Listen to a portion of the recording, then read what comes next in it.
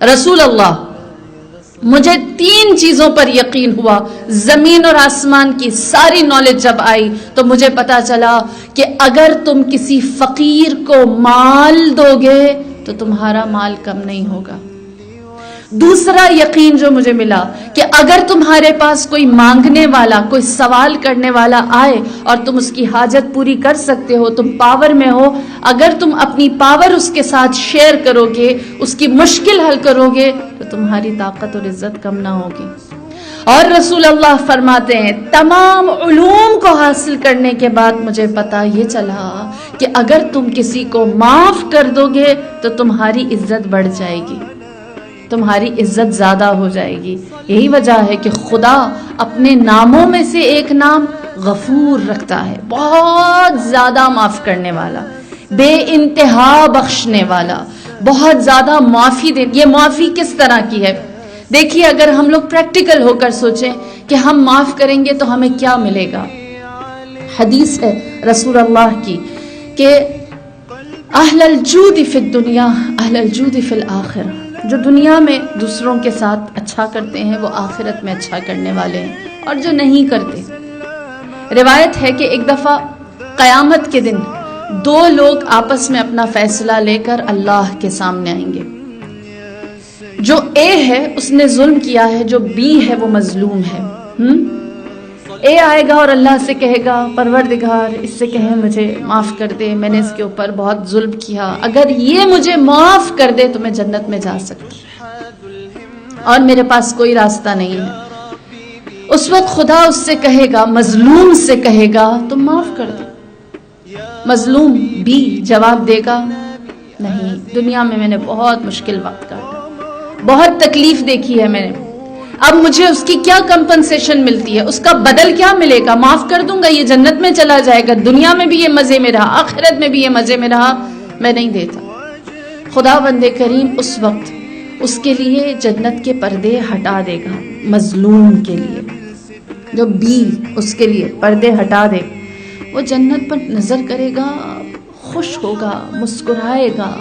خدا کہے گا کیسا لگا؟ کہے گا بہت اچھی جگہ ہے، بہت خوبصورت جگہ ہے. پھر پروردگار دوسرا پردہ ہٹائے گا.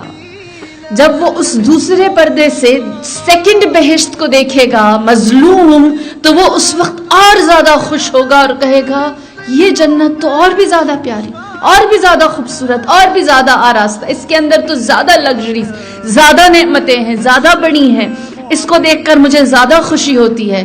خدا اس وقت کہے گا اگر تجھے دوسری جنت چاہیے ہے، اگر تو چاہتا ہے کہ تجھے زیادہ بڑی، زیادہ بہتر جنت مل جائے تو اس کو معاف کر دے، کیونکہ معاف کرنے کی جزا ہے.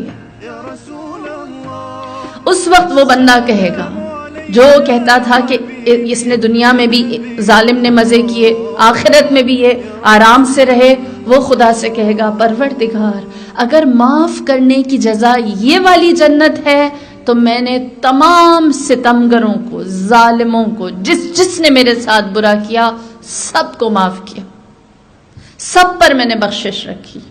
بس جو معاف کرتا ہے وہ گین کرتا ہے، اس کے پاس زیادہ آتا ہے، اس کی عزت بڑھتی ہے، اس کے لیے جزا فراوان ہو جاتی ہے. اور یہی وجہ ہے کہ اگر ہم اپنی اپروچ کو تھوڑا سا بہتر کر دیں ٹورڈز معافی یا کچھ سوچنے یا کچھ کرنے کے برابر، اگر ہم یہ دیکھنا شروع کر دیں کہ اللہ ہمارے ہر عمل کے بدلے میں ہمیں کیا کیا، معافی کے بدلے کیا دیتا ہے.